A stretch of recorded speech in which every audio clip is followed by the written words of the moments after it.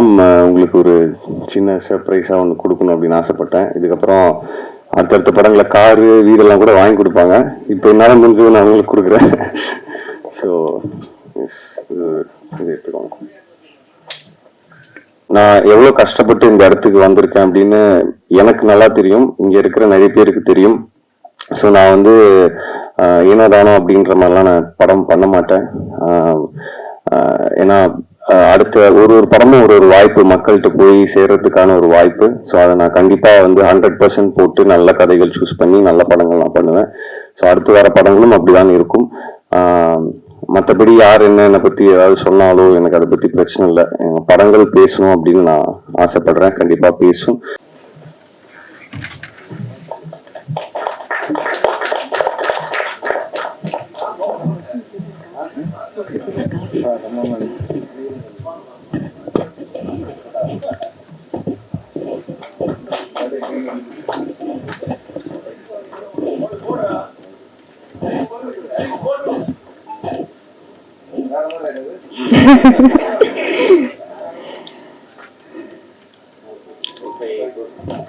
Thank you, sir.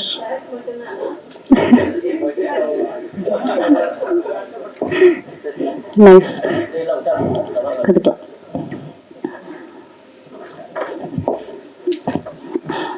So கண்டிப்பா நம்ம Harish Kalyan sir அப்படின்னாலே வந்து எல்லாருமே சொல்லுவாங்க சாக்லேட் பாய் மாதிரி இருக்காரு அப்படின்ட்டு. ஸோ எஸ், அதுல எந்த வித டவுட்டும் கிடையாது.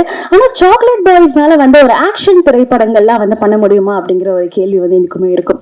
ஸோ ஆனா நம்ம ஹரிஷ் கல்யாண் சாரை பொறுத்த வரைக்கும் சாக்லேட் பாயின் கேரக்டர் வந்து அவர் அதுலயும் பண்ணுவாரு, ஆக்ஷன்ல வந்தா இன்னும் அதுலயும் பண்ணுவாரு. ஸோ அவர் அடுத்து வைத்திருக்கக்கூடிய நிறைய திரைப்படங்கள் எல்லாமே வந்து ஆக்ஷன், செமி ஆக்ஷன், இந்த மாதிரி வந்து பயங்கர ஒரு பவர் பேக்டான நிறைய பெர்ஃபார்மன்சஸ் தான் வந்து சாரோட இருக்கு. அதுல எந்த வித டவுட்டும் கிடையாது. அந்த வகையில சார் வந்து காலேஜ் கேர்ள்ஸ் எல்லாம் வந்து கேட்டீங்கனாலே நமக்கு தெரிஞ்சிடும் ஒரு சாக்லேட் பாயா அப்படின்ட்டு. அண்ட் அது மட்டும் இல்லாம ரொம்ப ரொம்ப இம்பார்ட்டன்ட்லி இந்த பார்க்கிங் திரைப்படத்துல நம்மளுடைய ஈஸ்வர் அப்படிங்கிற கேரக்டர் மூலியமாக ரொம்ப ஸ்ட்ராங்கான ஒரு பெர்ஃபார்மன்ஸோட நீங்க வந்து பண்ணிருந்தீங்க சார். அண்ட் அது மட்டும் இல்லாம பார்க்கிங் திரைப்படம் நிச்சயமாக ஒரு ஸ்டார் ஸ்டேட்டஸ் அப்படிங்கிற ஒரு இடத்துக்கு உங்களை கொண்டு போய் சேர்த்திருக்கு. And welcome to the star status and also welcome to the stage now.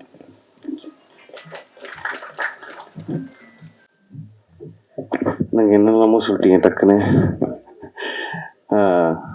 எல்லாருக்கும் வணக்கம். இந்த மழையும் தாண்டி இன்னைக்கு இங்கே இந்த சக்ஸஸ் மீட்டுக்கு வந்ததுக்கு ரொம்ப நன்றி. எல்லாம் வல்ல இறைவனுக்கு நன்றி. படத்தை ஃபர்ஸ்ட் மக்கள்கிட்ட கொண்டு போய் சேர்த்த press, media, social media influencers, reviewers, YouTube channel எல்லாருக்கும் ரொம்ப ரொம்ப நன்றி. நீங்க தான் இந்த படத்துக்கான வெற்றியோடைய புள்ளியார் சுழி போட்டது நீங்க தான். அதுக்கப்புறம் தியேட்டர்ஸ்க்கு வந்ததுக்கு அப்புறம் மக்கள் இந்த படத்துக்கு கொடுத்த அந்த பேரன்பும் பேராதவரும் ரொம்பவே என்ன வார்த்தையால எக்ஸ்பிளைன் பண்ண முடியல. ஏன்னா இந்த வெற்றி எனக்கு ரொம்ப, இந்த படமும் சரி இந்த படத்துடைய வெற்றி எனக்கு ரொம்ப ரொம்ப முக்கியமான ஒரு விஷயம். ஸோ அது இன்னைக்கு நடந்திருக்கு. அதுக்கு காரணம் வந்து தமிழ் மக்கள், தமிழ் சினிமா ரசிகர்கள். ஏன்னா நான் நிறைய ஊர் தியேட்டர் விசிட் போனோம், சென்னை மட்டும் இல்லை, நிறைய ஊர். ஸோ எல்லா ஊர்லயும் போய் மக்களோட இன்டராக்ட் பண்ணும்போது அவங்க உட்காந்து இந்த தியேட்டர்ல படத்தை பார்த்து என்ஜாய் பண்றத பார்க்கும்போது அவ்வளோ சந்தோஷமா நாங்க ஃபீல் பண்ணோம். ஏன்னா படம் எடுக்கிறதே ஆடியன்ஸ்க்காக தான், அவங்க படத்தை ரசிக்கணுன்றதுக்காக தான். அது மட்டும் இல்லாம ஆடியன்ஸ் படம் பார்த்துட்டு கொடுத்த கமெண்ட்ஸ், நிறைய பேர் வந்து இந்த வருஷத்துடைய ஹிட் லிஸ்ட்ல இந்த படமும் கண்டிப்பா இருக்கும், இந்த படமும் இருக்கு, yes this is one of the best films of 2023 அப்படின்னு நிறைய பேர் சொல்லும் போது அதை விட என்ன சந்தோஷம் எங்களுக்கு.